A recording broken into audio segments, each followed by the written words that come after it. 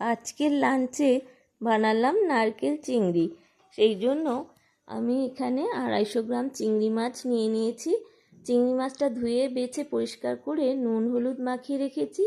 আর একটা মিক্সিং জারের মধ্যে আমি কালো সর্ষে, সাদা সর্ষে, পোস্ত আর কিছুটা নারকেল নিয়ে নিলাম। আর এর মধ্যে আমি কাঁচা পাকা 2টো লঙ্কা দিলাম। আপনারা যেমন ঝাল পছন্দ করবেন সেরকম দেবেন।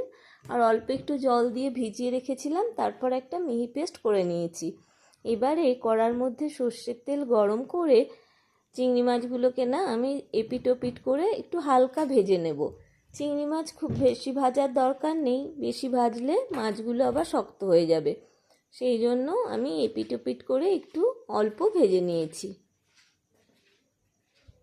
এবারে মাছগুলোকে আমি এক এক করে তেল থেকে এরকম তুলে নেব। একদম হালকা ভেজে নিয়েছি।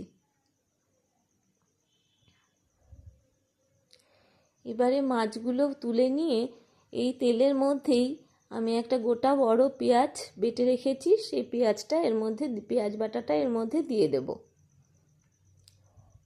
দিয়ে একটু ভালো করে কষে নেব। আর বাকি যে পেঁয়াজ বাটাটা আছে সেটাও এর মধ্যে দিয়ে দেব।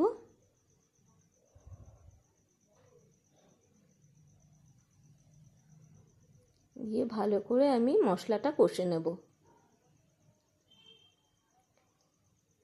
আর একটা বাটির মধ্যে অল্প জল নিয়ে এর মধ্যে আমি 1 চামচ জিরে ধনের গুঁড়ো দিলাম, 1 চামচ হলুদ গুঁড়ো দিলাম, 1 চামচ কাশ্মীরি লঙ্কার গুঁড়ো দিলাম, আর 1 চামচ শুকনো লঙ্কার গুঁড়ো দিলাম। দিয়ে খুব ভালো করে এটা মিশিয়ে নেব। তারপর পেঁয়াজ বাটাটার মধ্যে দিয়ে দেব মশলাটা, দিয়ে ভালো করে মশলাটা কষে নেব। এবার ভালো করে মশলা কষা হয়ে গেলে এর মধ্যে আমি একটু নুন আর একটু চিনি দিলাম। দিয়ে মশলাটা আরও কষবো।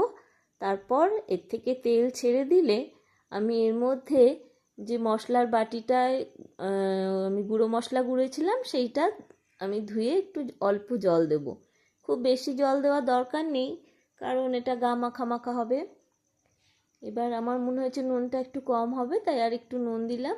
আর যে সর্ষে, পোস্ত, কাঁচা লঙ্কা, নারকেলটা বেটে রেখেছিলাম না, সেটা এর মধ্যে দিয়ে দিলাম। দিয়ে সব কিছু একসাথে খুব ভালো করে মিশিয়ে নেব। খেতে কিন্তু অসাধারণ ভালো হয়েছিল, আপনারা অবশ্যই এটা ট্রাই করবেন।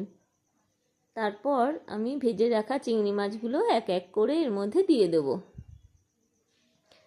ঝোলটা ফুটে উঠলেই চিংড়ি মাছগুলো এর মধ্যে দিয়ে দেব।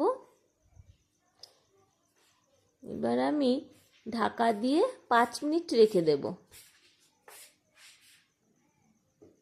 5 মিনিট পর ঢাকা খুললেই ব্যাস আমার নারকেল চিংড়ি রেডি। উপর থেকে একটু নারকেল কোড়া ছড়িয়ে দিয়ে পরিবেশন করুন। ভিডিওটা ভালো লাগলে চ্যানেলটি সাবস্ক্রাইব করে নিন।